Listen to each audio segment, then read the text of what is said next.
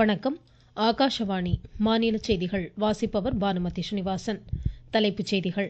Cyprus, Canada, Croatia நாடுகளுக்கு பிரதமர் திரு நரேந்திர மோடி 5 நாள் அரசுமுறை பயணமாக நாளை புறப்படுகிறார். உலக மக்கள் ஆரோக்கியத்துடன் வாழ வேண்டும் என்ற இந்தியாவின் விருப்பத்தை யோகா பிரதிபலிப்பதாக மத்திய ஆயுஷ் இணையமைச்சர் திரு பிரதாப் ராவ் ஜாதவ் கூறியுள்ளார். இளநிலை மருத்துவ படிப்புகளுக்கான நீட் நுழைவுத் தேர்வு முடிவுகள் இன்று வெளியாகின. மேட்டூர் அணையிலிருந்து திறக்கப்பட்ட தண்ணீர் இன்று முக்கொம்பு வந்தடைந்தது. டெல்டா பகுதிகளில் குறுவை சாகுபடி பணிகள் தொடங்கியுள்ளன. நீலகிரி, கோவை, நெல்லை, தென்காசி, கன்னியாகுமரி மாவட்டங்களில் இன்று அதிகனமழை பெய்யக்கூடும் என சென்னை வானிலை ஆய்வு மையம் தெரிவித்துள்ளது. இனி விரிவான செய்திகள். பிரதமர் திரு நரேந்திர மோடி 5 நாள் அரசுமுறை பயணமாக சைப்ரஸ், கனடா, குரேஷியா நாடுகளுக்கு நாளை புறப்படுகிறார். சைப்ரஸ் அதிபர் நிக்கோலஸ் கிறிஸ்டோடவுல்ஸின் அழைப்பை ஏற்று தமது பயணத்தின் முதல் கட்டமாக நாளை அங்கு செல்லும் பிரதமர் அதிபருடனும் வர்த்தக தலைவர்களுடனும் லிமாசல் நகரில் பேச்சுவார்த்தைகளை மேற்கொள்கிறார். இப்பயணம் இந்தியா, சைப்ரஸ் நாடுகளுக்கு இடையிலான இருதரப்பு உறவை வலுப்படுத்தி ஐரோப்பிய யூனியனுடனான நட்புறவை முன்னெடுத்துச் செல்லும் என எதிர்பார்க்கப்படுகிறது. தமது பயணத்தின் 2ஆம் கட்டமாக கனடா செல்லும் பிரதமர் நாளை மறுநாள் அங்கு தொடங்க உள்ள G7 உச்சி மாநாட்டில் பங்கேற்கிறார். G7 உறுப்பு நாட்டு தலைவர்களுடன் எரிசக்தி, தொழில்நுட்பம், படைப்பாற்றல் திறன், செயற்கை நுண்ணறிவு, குவாண்டம் சார்ந்த அம்சங்கள் குறித்தும் பிரதமர் விவாதிக்கிறார். தொடர்ந்து தனது பயணத்தின் 3ஆம் கட்டமாக வரும் 18ஆம் தேதி பிரதமர் குரேஷியா செல்கிறார். குரேஷியா நாட்டிற்கு இந்திய பிரதமர் செல்வது இதுவே முதல் முறையாகும். இப்பயணத்தின் முக்கியத்துவத்தை குறிக்கும் வகையில் குரேஷிய பிரதமர் ஆண்ட்ரஜுடன் அதிபர் சோரன் மிலோனோவிச்சையும் சந்தித்து இருதரப்பு பேச்சுவார்த்தைகளை திரு நரேந்திர மோடி மேற்கொள்கிறார். அகமதாபாத் ஏர் இந்தியா விமான விபத்தில் உயிரிழந்தவர்களின் எண்ணிக்கை 254ஆக அதிகரித்துள்ள நிலையில் மத்திய உள்துறை இணையமைச்சர் ஹர்ஷ் சங்வி காந்தி நகரில் DNA பரிசோதனை நடைமுறைகளை இன்று ஆய்வு செய்தார். இதனைத் தொடர்ந்து தடயவியல் நிபுணர்களுடன் அவர் ஆலோசனை மேற்கொண்டார். பின்னர் செய்தியாளரிடம் பேசிய அவர், குஜராத்தில் உள்ள 36 தடயவியல் நிபுணர்கள் DNA பரிசோதனைகளை மேற்கொண்டு வருவதாக குறிப்பிட்டார். இவர்களுக்கு உதவும் வகையில் மத்திய அரசும் தடயவியல் வல்லுநர் குழுவை அனுப்பி வைத்திருப்பதாக தெரிவித்தார். இதனிடையே மத்திய உள்துறை செயலர் தலைமையிலான உயர்மட்ட விசாரணை குழு இத்தகைய விபத்துகள் எதிர்காலங்களில் நிகழாவண்ணம் தடுப்பதற்கான வழிகாட்டு நெறிமுறைகளை வழங்க மத்திய அரசு அறிவுறுத்தியுள்ளது. பஹல்காம் தீவிரவாத தாக்குதலை தொடர்ந்து ஆபரேஷன் சிந்தூர் துல்லிய ராணுவ நடவடிக்கை இந்திய விமானப்படையின் தன்னிகரற்ற வலிமையை பறைசாற்றுவதாக இதன் தலைவர் Air Chief Marshal AP Singh தெரிவித்துள்ளார். ஹைதராபாத் துண்டிகல் விமானப்படை பயிற்சி மையத்தில் ஒருங்கிணைந்த பயிற்சி நிறைவு அணிவகுப்பில் இன்று பங்கேற்ற அவர் நமது ராணுவத்தின் ஒருங்கிணைந்த ஆற்றலை இது பறைசாற்றியதாக எடுத்துரைத்தார். உலகம் முழுவதும் மக்கள் ஆரோக்கியத்துடன் வாழ வேண்டும் என்ற இந்தியாவின் விருப்பத்தை யோகா பிரதிபலிப்பதாக மத்திய ஆயுஷ் இணையமைச்சர் திரு பிரதாப் ராவ் ஜாதவ் கூறியுள்ளார். புதுடெல்லியில் உலகளாவிய யோகா உச்சி மாநாட்டை இன்று தொடங்கி வைத்து பேசிய அவர், மக்கள் சந்திக்கும் பல்வேறு சவால்களுக்கு தீர்வாக யோகா அமைந்துள்ளதாக குறிப்பிட்டார். உலக அமைதிக்கான இந்தியாவின் பரிசாகவும் பாரம்பரிய கலையாகவும் யோகா திகழ்கிறது என்றும் அவர் கூறினார்.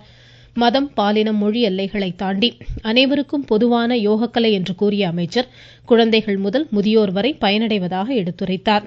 கடந்த 10 ஆண்டுகளுக்கும் மேலாக 33% மக்கள் சர்வதேச யோகா தின நிகழ்வுகளில் பங்கேற்பதாக அமைச்சர் குறிப்பிட்டார். இந்நிகழ்வில் மத்திய கலாச்சார சுற்றுலாத்துறை அமைச்சர் திரு கஜேந்திர சிங் ஷெகாவத், யோகா பயிற்சியாளர்கள் பங்கேற்றனர். சவாலான பிரச்சனைகளுக்கு பேச்சுவார்த்தை, தீர்வாயம், சமரசம் உள்ளிட்ட மாற்று வழிகளில் தீர்வு காணப்பட வேண்டியதன் அவசியத்தை மத்திய சட்டம், நீதியியல் துறை அமைச்சர் திரு அர்ஜுன் ராம் மெஹ்வால் வலியுறுத்தியுள்ளார். புதுடெல்லியில் இது தொடர்பான மாநாட்டில் இன்று உரையாற்றிய அவர், இதன் மூலம் நீதிமன்றங்களின் சுமை வெகுவாக குறையும் என்றார். நடுவர் மன்றத்தின் மூலம் தீர்வுகள் எட்டப்படுவது மிகவும் பயனளிக்கும் என்று சுட்டிக்காட்டிய அவர், இதற்கான மையமாக நம் நாட்டை உருவாக்குவதே இம்மாநாட்டின் இலக்கு என்றார். பொதுத்துறை நிறுவனங்களின் பிரச்சனைகளுக்கான தீர்வு நடைமுறைகளை வலுப்படுத்தி ஆக்கப்பூர்வமான சூழலை ஏற்படுத்துவது தொடர்பான விவாதங்கள் இந்த ஒருநாள் மாநாட்டில் நடைபெறுகின்றன. நாடு முழுவதும் MBBS, BDS மருத்துவ படிப்புகளுக்கான நீட் நுழைவுத் தேர்வு முடிவுகள் சற்று முன் வெளியாகின. தேர்வர்கள் neet.nta.nic.in என்ற இணையதளத்தில் முடிவுகளை தெரிந்து கொள்ளலாம். கடந்த 4ஆம் தேதி நடைபெற்ற இத்தேர்வை நாடு முழுவதும் 23 லட்சம் மாணாக்கரும் தமிழகத்திலிருந்து 1.5 லட்சம் மாணாக்கரும் எழுதியிருந்தனர். நீங்கள் கேட்டுக்கொண்டிருப்பது ஆகாஷவாணியின் மாநில செய்தி அறிக்கை. மேட்டூர் அணையிலிருந்து திறக்கப்பட்டுள்ள தண்ணீர் இன்று காலை முக்கொம்பு வந்தடைந்தது. மேளதாளங்கள் முழங்க பூக்களையும் நெல்மணிகளையும் தூவி விவசாயிகள் தண்ணீரை வரவேற்றனர். திருச்சியில் 1.5 லட்சம் ஏக்கரில் குறுவை சாகுபடி பணிகள் மேற்கொள்ளப்பட்டுள்ளன. முக்கொம்பு வந்த தண்ணீர் முழுவதும் காவிரி ஆற்றில் திறக்கப்பட்டுள்ளது. இந்த தண்ணீர் இன்று நள்ளிரவு கல்லணை சென்றடையும்.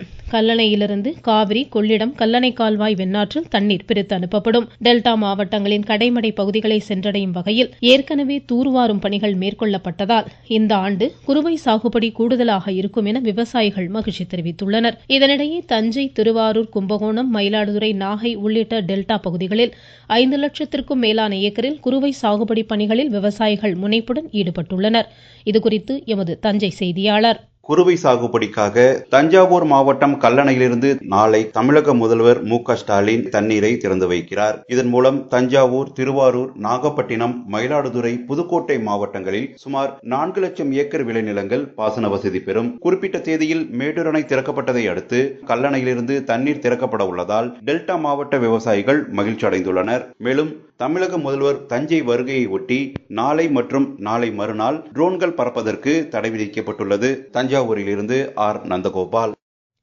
தமிழகத்தில் பால் உற்பத்தியாளர்களுக்கு நவீன திறன் மேம்பாட்டு பயிற்சிகள் வழங்கப்பட்டு வருவதாக மாநில ஆதிதிராவிட நலத்துறை அமைச்சர் டாக்டர் மதிவேந்தன் தெரிவித்துள்ளார். நாமக்கல்லில் 37 லட்சம் ரூபாய் மதிப்பில் 2 புதிய தொகுப்பு பால் குளிரூட்டும் நிலையங்களை இன்று திறந்து வைத்து பேசிய அவர் 85% மானியத்தில் கால்நடை காப்பீட்டு வசதி செயல்படுத்தப்பட்டு வருவதால் பால் உற்பத்தியாளர்கள் பயனடைந்து வருவதாக கூறினார். உலக இரத்த கொடையாளர்கள் தினம் இன்று கடைபிடிக்கப்படுகிறது. பிறருக்காக செயலாற்றுவோம், ரத்தம் வழங்குவோம், உயிர் கொடுப்போம் என்ற இந்த ஆண்டின் கருப்பொருளுடன் பல்வேறு விழிப்புணர்வு நிகழ்ச்சிகள் நடைபெறுகின்றன. தூத்துக்குடியில் உலக இரத்த கொடையாளர் தின பேரணியை தொடங்கி வைத்த மாநில சமூக நலன் மகளிர் உரிமைத்துறை அமைச்சர் திருமதி கீதா ஜீவன் இரத்த கொடையால் பல நோயாளிகள் காப்பாற்றப்பட்டு வருவதாக கூறினார். வேலூர் மாவட்டத்தில் செயல்படும் இரத்த வங்கிகள் மூலம் 9000 யூனிட் ரத்தம் சேகரிக்கப்பட்டு பல உயிர்கள் காப்பாற்றப்படுவதாக மாவட்ட இரத்த வங்கி தலைவர் பேராசிரியர் டாக்டர் தீபக் தெரிவித்துள்ளார். வேலூர் அரசு மருத்துவக் கல்லூரி மருத்துவமனையில் கிட்டத்தட்ட ஒரு வருஷத்துக்கு நாங்க 8500 9000 ரத்தம் கலெக்ட் பண்றோம். இந்த ரத்தம் கலெக்ட் பண்றது மூலமா இங்க அட்மிட் ஆகிற பேஷண்ட்டுக்கு 15000 வரைக்கும் நாங்க யூஸ் பண்ணிருக்கோம். பிளட் எப்படி கலெக்ட் பண்றோம் பாத்தீங்கன்னா கேம்ப் மூலமா இந்த 8500ல ஒரு 2000 இருந்து 3000 தான் கலெக்ட் பண்ண முடியுது. நம்ம கேம்ப் இன்க்ரீஸ் பண்றதுக்கு இந்த தினத்தை கொண்டாடி எல்லாருக்கும் விழிப்புணர்வு ஏற்படுத்துறோம். அது மட்டும் இல்லாமல் இந்த ரத்த தானம் கொடுக்கறதுனால எல்லாரும் தங்களுக்கு ரத்தம் குறைகிறது என்று நினைக்கிறார்கள். அப்படியெல்லாம் ஒன்றும் கிடையாது. ரத்த தானம் கொடுக்கறதால் நிறைய நன்மைகள் உள்ளனே தவிர 1% தீமைகள் கூட கிடையாது. தமிழகத்தில் லோக் அதாலத் மக்கள் நீதிமன்றம் இன்று நடைபெறுகிறது. காசோலை முறைகேடுகள், ஜீவனாம்சம், வாகன விபத்து இழப்பீடு, குடும்ப நல வழக்கு உள்ளிட்டவற்றிற்கு சமரச முறையில் தீர்வு காணும் வகையில் இந்நடவடிக்கை. விழுப்புரம் மாவட்ட முதன்மை நீதிபதி மணிமொழி தலைமையில் நடைபெற்ற லோக் அதாலத்தில் 2189 வழக்குகளுக்கும், நாமக்கல் மாவட்டத்தில் 2103 வழக்குகளுக்கும் சமரச தீர்வு எட்டப்பட்டது. தமிழகத்தில் கிழக்கு கடற்கரை பகுதியில் 61 நாட்கள் மீன்பிடி தடைக்காலம் இன்று நள்ளிரவுடன் நிறைவடைகிறது. இதையடுத்து ராமநாதபுரம், தூத்துக்குடி உள்ளிட்ட கடற்கரை பகுதிகளில் விசைப்படகுகள் கடலுக்கு செல்வதற்கான முன்னேற்பாட்டு பணிகளில் மீனவர்கள் தீவிரமாக ஈடுபட்டுள்ளனர். இந்நிலையில் நாகை கடற்பகுதியில் காற்றின் வேகம் அதிகரித்து காணப்படுவதை அடுத்து மீனவர்கள் கடலுக்கு செல்வதற்கான டோக்கன்கள் வழங்கப்படவில்லை. கன்னியாகுமரி மாவட்ட கடல் பகுதிகளிலும் பலத்த காற்று வீசி வருவதால் குளச்சல், சின்னமுட்டம், கோவலம், மணக்குடி பகுதிகளில் உள்ள நாட்டுப்படகு மீனவர்கள் இன்று கடலுக்குள் செல்ல என எமது செய்தியாளர் தெரிவிக்கிறார். தென்னிந்திய கடலோர பகுதிகளில் உருவாகியுள்ள மேலடுக்கு சுழற்சி காரணமாக குமரிக்கடல், மன்னார் வளைகுடா உள்ளிட்ட கடல் பகுதிகளில் பலத்த சூறாவளி காற்று வீசும் என சென்னை வானிலை ஆய்வு மையம் எச்சரிக்கை விடுத்திருந்தது. அதன் அடிப்படையில் கன்னியாகுமரி மாவட்டத்தில் குளச்சல், சின்னமுட்டம், மணக்குடி, கோவலம் உள்ளிட்ட கடற்கரை கிராமங்களிலிருந்து நாட்டுப்படகு மீனவர்கள் மீன்பிடிக்க செல்லவில்லை. கடலில் இயல்பு நிலை திரும்பிய பின்பு மீன்பிடிக்க செல்வது என மீனவர்கள் முடிவு செய்துள்ளனர். மீன்பிடிக்க சென்ற நாட்டுப்படகு மீனவர்களும் கரை திரும்பி வருகின்றனர். கன்னியாகுமரியிலிருந்து குமரன், விவேகானந்த். வளிமண்டல மேலடுக்கு சுழற்சி காரணமாக நீலகிரி மாவட்டத்தில் கன முதல் அதிகன மழையும், கோவை, நெல்லை, தென்காசி, கன்னியாகுமரி மாவட்டங்களில் கன முதல் மிக கனமழையும், திருப்பூர், தேனி, திண்டுக்கல் மாவட்டங்களில் கனமழையும் இன்று பெய்ய வாய்ப்புள்ளதாக சென்னை வானிலை ஆய்வு மையம் தெரிவித்துள்ளது. தமிழகம், தென் தமிழகம், மன்னார் வளைகுடா, குமரிக்கடல் பகுதிகளில் பலத்த சூறாவளி காற்று வீசக்கூடும் என்பதால் நாளை மறுநாள் வரை மீனவர்கள் இப்பகுதிகளுக்கு செல்ல வேண்டாம் என அறிவுறுத்தப்பட்டுள்ளனர். உலக டெஸ்ட் கிரிக்கெட் சாம்பியன் பட்டத்தை வெல்ல தென்னாப்பிரிக்கா 69 ரன்கள் மட்டுமே எடுத்தாக வேண்டும். லண்டன் லார்ட்ஸ் 3ஆம் நாள் ஆட்ட நேர இறுதியில் நேற்று ஆஸ்திரேலியாவிற்கு எதிரான தென்னாப்பிரிக்கா தனது 2வது இன்னிங்ஸில் 2 விக்கெட் இழப்பிற்கு 213 ரன் எடுத்திருந்தது. 4ஆம் நாள் ஆட்டம் இன்று பிற்பகல் தொடர்ந்து நடைபெறும். மீண்டும் தலைப்புச் செய்திகள். சைப்ரஸ், கனடா, குரேஷியா நாடுகளுக்கு பிரதமர் திரு நரேந்திர மோடி 5 நாள் அரசுமுறை பயணமாக நாளை புறப்படுகிறார்.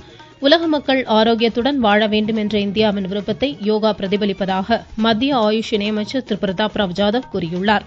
இளநிலை மருத்துவ படிப்புகளுக்கான நீட் நுழைவுத் தேர்வு முடிவுகள் இன்று வெளியாகின. மேட்டூர் அணையிலிருந்து திறக்கப்பட்ட தண்ணீர் இன்று முக்கொம்பு வந்தடைந்தது. நீலகிரி, கோவை, நெல்லை, தென்காசி, கன்னியாகுமரி மாவட்டங்களில் இன்று அதி கனமழை பெய்யக்கூடும் என சென்னை வானிலை ஆய்வு மையம் தெரிவித்துள்ளது.